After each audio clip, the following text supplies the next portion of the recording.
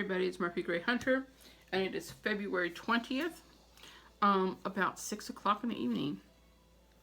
This video is going to be an update on my grandmother's Book of Shadows. Now, when I posted that video talking about my grandmother's Book of Shadows and how my aunt has it and she won't give it to me, and no matter how many times I've been there and asked her, she won't give it to me. My mother asked her, of course, she won't give it to my mother. She did tell my brother that she has it, and she has no intentions of ever letting me see it or have it or anything like that. And he didn't ask her. She just said, "Hey, your sister's been coming around here." He goes, "Yeah, for what?" Because I don't just normally go by there. She goes, "She wants my mom's witch book, her book that she kept all of her spells in." And my brother's like, "What?" Because my brother's like says that he's like Christian and holier than thou, but he is totally not. That's okay if that's what you want to be, but don't be it and not do it. You got to practice what you preach, brother, and he doesn't. So whatever. Anyway, he told my mom that he had went by there and she had told him, "Yeah, your sister's been coming by here for my mom's book. I told her that I don't have it, but I do have it, and I don't have any intentions of ever letting her see it or have it. She will never see it or have it." All right? And so anyway, I kind of let it go, but in the back of my mind, it had been bothering me all this time.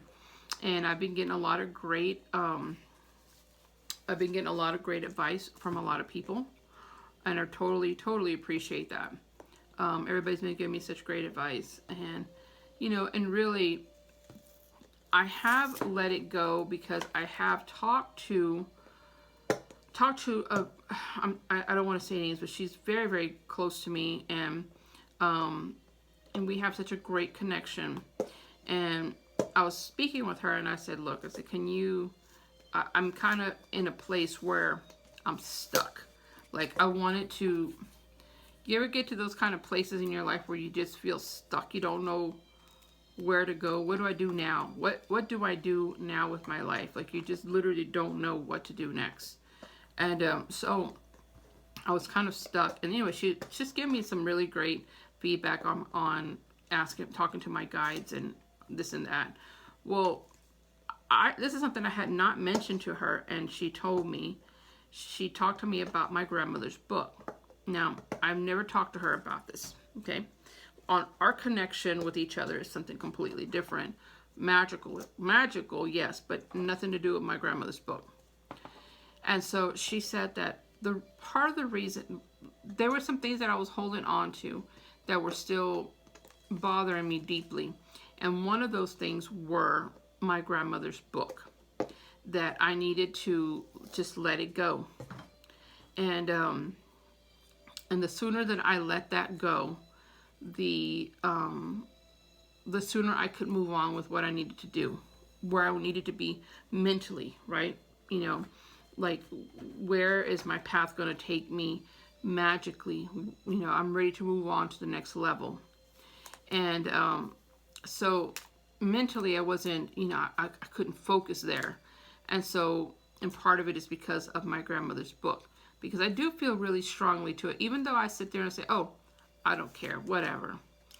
I do care. I do want that back because it is part of our family heritage, our legacy, our ancestors. It means a lot to me. It really, really does. And it makes me so upset that I can't even see it, like. But anyway, she said that that my guides were telling her that for me to let it go, because even if I got the book, it is no longer what I remember the book to be. It no longer was my grandmother's book the way that she had left it. They said that my aunt was very embarrassed by what her mom was doing and who she was in doing witchcraft and doing things that she did for people. That she was very embarrassed, with her mother, and that she has been taking the book and tearing it apart, piece by piece, ripping out pages, because there are things in there that she doesn't want anybody to see. And so she is slowly destroying the book. So the book is no longer in its original state. And which makes me even more upset because, again, my grandmother had some things in there about invoking and conjuring demons. Okay. And as probably right next to the spells on how to heal someone, right? Her book had a bunch of things in there from what I was told, and I don't remember because I was young, so I don't remember flipping through my grandmother's book because I saw it, but I never put my hands on it. And she always had her book with her. Whenever she went to the crossroads to take someone to the crossroads to help them invoke a demon or a dark entity to get whatever it is that they were wanting, she always had her book with her. And so, I'm not so much looking for the book because I want to use those spells to do any type of malicious work or to do anything with those spells.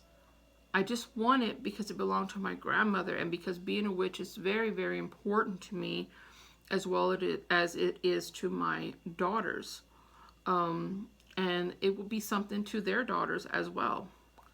And so it really just, God, it makes me so mad that she would destroy the book.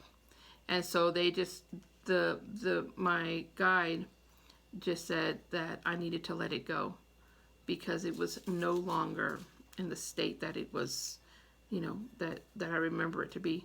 And she's destroying it because she doesn't want anyone to find it and then see the things that she did, because she was embarrassed and that I was never going to get my hands on it, and that she had a lot of hatred for me and envy, and I don't know why, because to have envy for someone, I think, would be to really know that person, to know what's going on in their life and what they're doing, what they have, what they don't have, their accomplishments, even down finances to relationship, to whatever. I don't have that kind of relationship with my aunt. She doesn't know where I live. She doesn't know who I'm married to. She doesn't know my children. Nothing. So, I don't know why she would have envy for me unless she knows something that I don't know, but I don't know at this point. And I thought about doing some deep meditation and trying to reach out to my grandmother, but I don't know, because mentally I don't know if I'm strong enough to receive the message that she wants to tell me. Obviously, being clairvoyant, I can. That's something that being clairvoyant and clairaudience is something that she and I shared. And being able to see spirits, hear them, and have visions is something that my grandmother had. And I didn't know that until later on. I didn't know that I had that there was a name for it or whatever, until later on. And anyway, I could do a deep meditation or ask her to come and show me while I'm sleeping. Like my other grandmother, she comes to me while I'm sleeping, and that's where I visit with her. When I do readings for one of my coven members, I do readings for my coven members, and I did one, and I'm doing them while I'm making a video, and I'm doing it. And while I was doing it, her grandfather came in and was there when I was asking for her guides and her ancestors or someone to come and guide me with her reading, right? And the reason why I know it was her grandfather, because I could visually see him in my head, and I could smell the tobacco, like a fruit tobacco smell, like I don't know if they still make this tobacco or not, but they make tobacco that smells like cherry or some type of fruit or something, and it smells like tobacco, but a sweet tobacco, and I would smell that, and all of a sudden I would just see him in my head, and I would say, this is who I see, this is what I smell. She goes, oh, that's my grandfather. And so I could probably do something like that, or maybe my grandmother comes around, but I don't know. I don't know if that's something that I want to do. You know, I would really have to, I really have to think about that, because it's not so much of, you know, like they say, when you go snooping in your boyfriend or girlfriend's phone, and it's like, all right, if you're going to go snooping, you better be prepared for what you find, right? So it's kind of like that, like, and I'm not one to snoop, so I'm like, I'm not one of those, let me just fly by the seat of my pants and see what happens type of person when it comes to that. So I don't know. I don't know yet. But I just am just really upset at the fact that, you know, she would do this. So, this is where I keep my book of shadows. In this fossil bag that I got this bag in, and it's really a soft material, and I keep my book of shadows in here because it keeps it protected. So what I plan to do, since I can't get my grandmother's book of shadows, this is my book of shadows. This is mine, and I have it sectioned out with these little paper clips, because those are the pages that I'm working on. But this is my book of shadows, and this is what I'm leaving my girls. Now, I have 17 books of shadows, but this is my main book of shadows. And I am just going to have to just really work on my book, and just realize that I guess the legacy is going to have to start with me. In my book, I'm going to, well, I've started working on a page, dedicating some pages here in my book to my ancestors. My grandmother, talking about my grandmother, putting a picture of my grandmother, and different stories of my grandmother.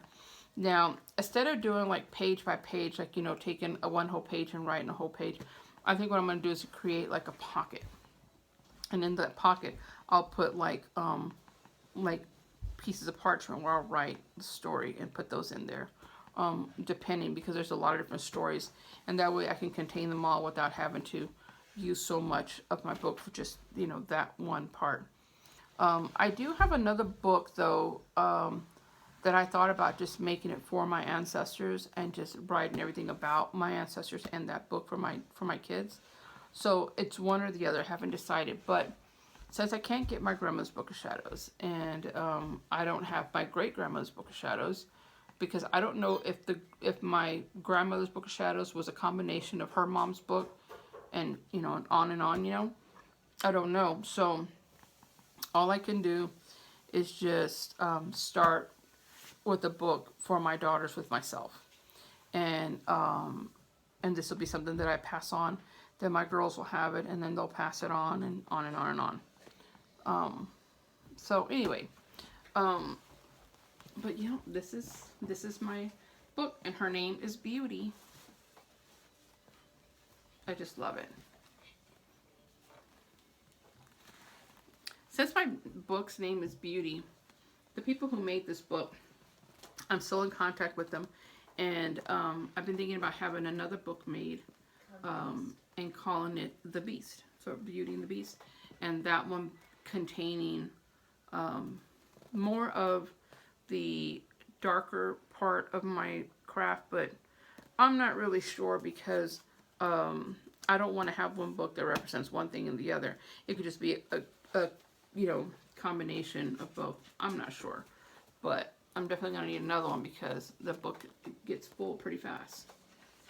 Anyway, alright guys, well that is the update on my grandmother's book of shadows.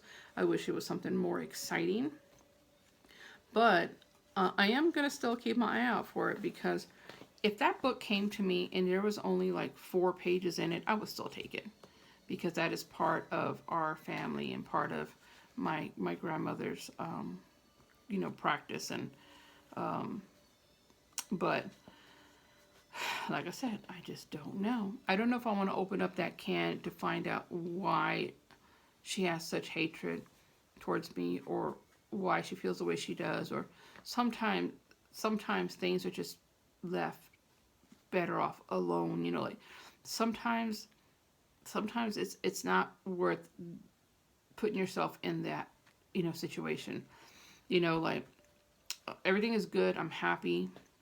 I'm very happy. I'm happy with my life. I'm happy with my craft. There is no parts of my life that are negative, and I'm really really happy to say that I don't have any negative parts of my life. Even that my husband works in a different country, it's not a negative thing because there's so much positivity that comes out of him working and doing what he does. Um, and so, yes, I miss him, but I do get to see him, and I'm grateful for all that. And all the reason why he's working over there, and the reason why we do what we do, there's a purpose behind everything. There's a purpose and a goal, and we're achieving that. So there's no negative in that. So I don't know. I'm very happy with my life. Do I want to take something so negative as in that and bring that into my life? I just don't think that it is worth it, because I stay away from certain people because they are freaking joy suckers. Like, those people just suck the life out of you. They just suck the happiness and the joy out of you. I don't like being around those type of people. So you can't change someone, but you can change who you choose to be around. And so I've done that, and my life is great, and so I just don't feel like if I bring that into my life, it's going to be a negative. And for what? I'm not going to get her book. It's not going to be the way that it was, what I remembered it to be. It's going to be all torn up, missing pages. And to what length am I going to have to go to get this book? What is there? What else is there? Would I be putting myself in danger? Would I, and I just think it's really not. I can't be selfish and just think of myself and be like, oh, well, I really want this. I really want this, for myself. But I also have to think that it's me and my 8-year-old here, or what if she wanted to do something that she says she doesn't practice magic, but what if, she really does? And what if she uses the stuff that my grandmother has? What if she knows how to do certain things and get around protection and stuff that I have on myself and my family? What if she does something to harm one of my children? Because I wouldn't be selfish and take that book. So I have to put others before my needs, and so that's what I intend to do. So I have let it go to where whatever. I'm not going to ask her anymore. I'm just going to leave it alone, and just move on and concentrate on my book Shadows, and know that how important my grandmother's book is to me, so I know how important this book will be to my children and to their children, and on and on and on. And so I just have to start somewhere. When you have family members and you're like, everybody's fighting with each other, nobody's get along, and they're like, oh my God, I'm so tired of having this kind of family and blah, blah, blah. Well, sometimes I have 5 girls, and sometimes they're all fighting with each other, right? And I always have to come in and just balance everybody out and be like, don't be like my generation, where nobody gets along, where everybody hates one another, everybody talks about one another, nobody sees one another until like Christmas or whatever, like, oh, I haven't seen you for a long time, and then, it's not genuine. We all live very close to each other, and how is it that I only see you? I see people who live in other countries and in other cities more often than I do, and so it's just like I haven't seen my mother since